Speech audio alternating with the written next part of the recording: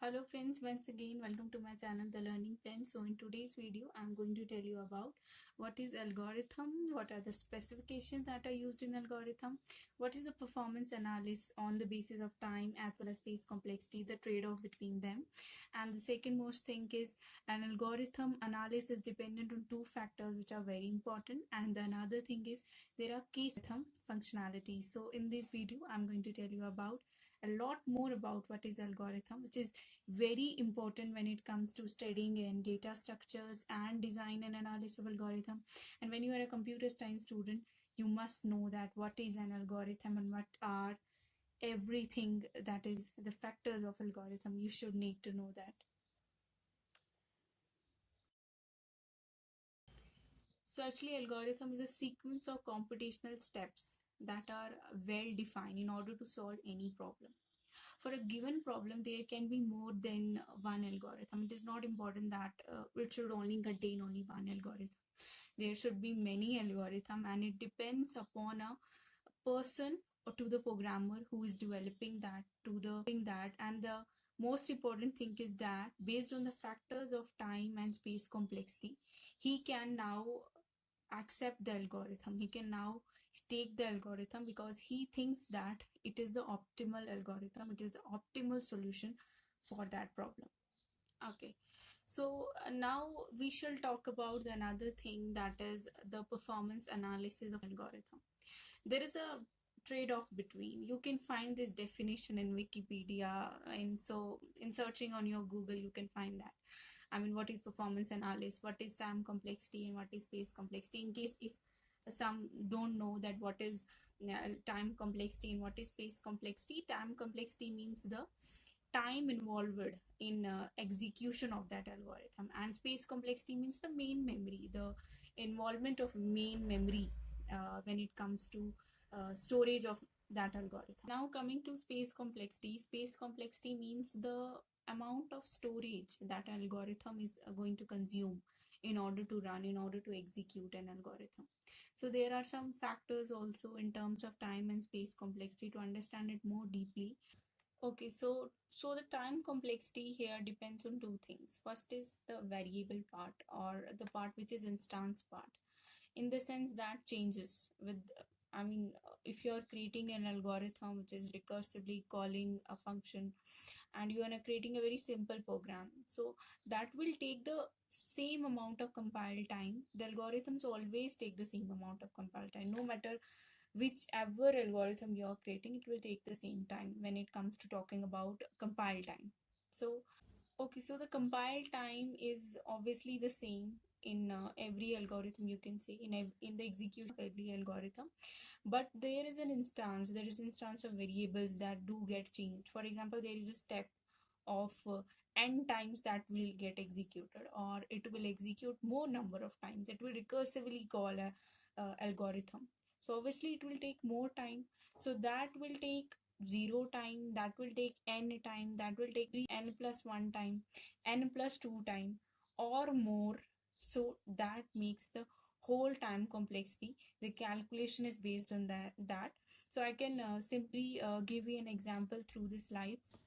Okay, so the second thing is now talking about space complexity. So space complexity also consists of a fixed part. Fixed part here means the part which is like Terminator, you see a column, you see a comma, you see a asterisk, so many operators and all. They take the fixed space into the memory. There is not change into the memory when it comes to saving that things. Second is the variable part that do get changed. For example, in runtime you give a variable through which you want to execute n number of times. So you want to execute till 100, 1 to till 10, so it will take the time depending on the number of variables you are providing for an algorithm to execute. So the time it will take plus the space it will occupy depending on the number of variables you are giving for an algorithm to execute during a runtime.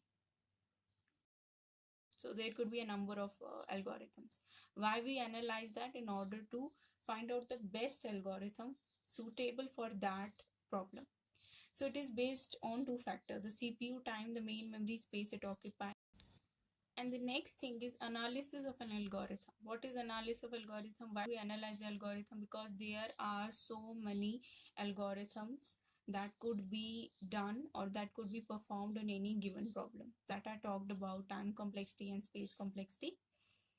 So the next important terminologies here come are prior and posterior analysis. You might have heard about it or not, but you should have to know about this.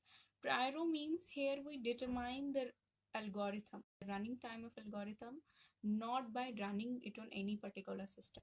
We just make the statements step by step and then check out, find the approximate calculation of time as well as space complexity based on not running on any CPU on any platform. And the posterior analysis mean here we take the algorithm, you can implement it on any programming language, for example C++, Java, any language that you know, and then after implement you can now execute that program on your PC on any system. So here the execution starts from algorithm to its implementation into any programming language and then to executing it in any particular system. So the flow goes like this in posterior analysis of an algorithm. So the main difference between both means the prior and the posterior analysis is that it is hardware independent. It is dependent on hardware. It doesn't give us the when I'm talking about it, the first one is the prior analysis. Prior analysis doesn't give us the actual, you can say, approximate analysis of the algorithm. While when it comes to posterior analysis do give us the algorithm. So basic difference between these two terminologies were this. Okay, and the last one is that when we are talking about the analysis of algorithm, so basically there are three types of analysis. The three types of analysis include, you should have heard about it, best case analysis, worst case analysis, and average case analysis, and there is also amortized case analysis. Okay, so the first one is best case. Best case means the case which includes the minimum number of instances for any particular number of problem that you are finding. For example, you are finding a number x is equal to last, the element that you are finding is present there, and it needs log of n times to get to that element. Okay, and the third one comes average case. It is average. It's not so best and not so, you can say, worst, because the element or the criteria here is that you just find the element in between executing the algorithm. This is the very average case that in most cases are used. And the fourth one, which is amortized, means the number of arrays here could get increased. It's not you are finding in only one array, in only one list. You are finding a number of data structures, and then you can find it through the amortized analysis. Hope you have learned something from this session, and make sure to subscribe to my channel and do like my videos. Thank you.